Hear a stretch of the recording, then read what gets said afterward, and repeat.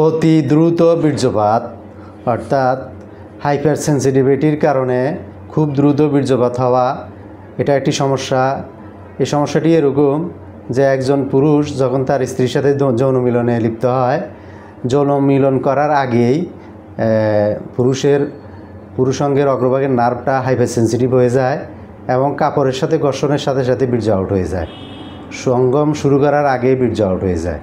আর কোনো রকম যদি যৌন সঙ্গম করে 2-1টি ঘর্ষণের সাথে সাথে বীর্য আউট হয়ে যায়। তো এটা অতি দ্রুত বীর্যপাতের পর্যায়ে পড়ে, অর্থাৎ নার্ভের হাইপার সেন্সিটিভিটির কারণে এই সমস্যাটি হয়।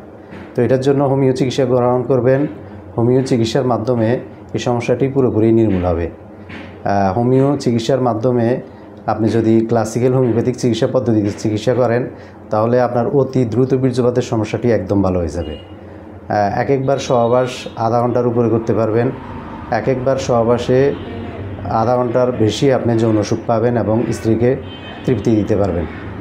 হোমিও চিকিৎসার মাধ্যমে এই রোগের চিকিৎসা করলে কোনো রকমের পার্শ্ব প্রতিক্রিয়া হয় না, স্থায়ীভাবে সমস্যা ভালো হয়। তো আজকে এই পর্যন্তই, সবাই ভালো থাকবেন। আসসালামু আলাইকুম ওয়া রাহমাতুল্লাহি ওয়া বারাকাতুহু।